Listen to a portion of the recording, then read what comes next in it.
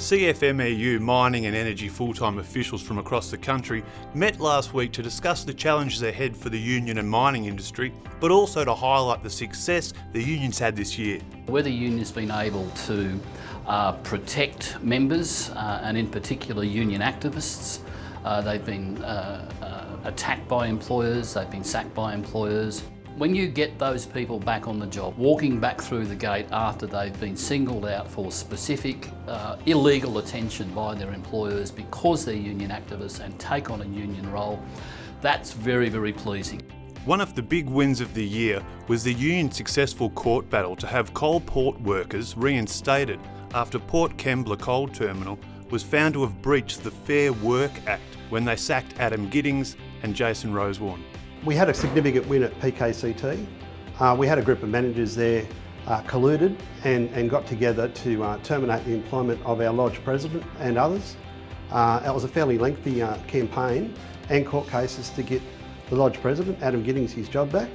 Adam Giddings' reinstatement at Port Kembla, the successful reinstatement of him and his co-worker down there, are extremely important, not just for this union, not just for those two workers, but for the whole of the trade union movement and indeed for every worker in this country. North of the border in Queensland, the union also fought in the federal court to get union member Alan Scott's job back after he was sacked for doing little more than being an effective union member.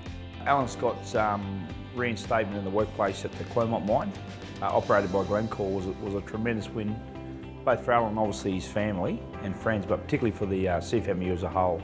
Alan stood his ground for nearly 12 months. Him and his family fought this battle with the union fighting it in the courts and on the job, and yeah, it was a great victory. These are just two of the many cases the union has fought hard to win through the year, recovering at least $10 million for its members. But Andrew Vickers says they shouldn't be fighting alone if government agencies were doing their job.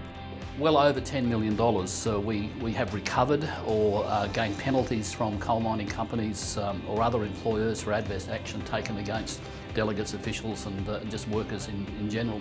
The Fair Work Ombudsman, who's supposed to be doing this job and has hundreds of people working for them and have extraordinary powers which we don't have, in the same 12-month period they just managed to get $23 million back.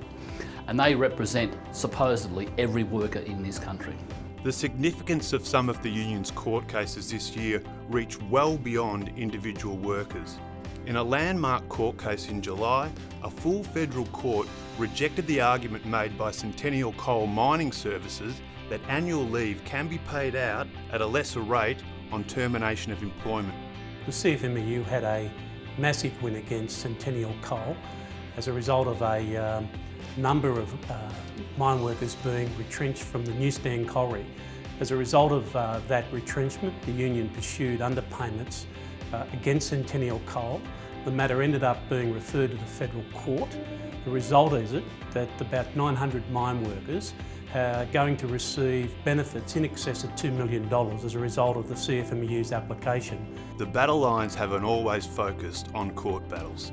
The big win in the Lithgow area recently was the final approval by the New South Wales Planning and Assessment Commission and then the rubber stamping by the Minister for the approval of the extension for the life of the Springvale mine for another, I think it's 13 years. For this decision to be positive, it's had a huge bearing on the working people of the Lithgow.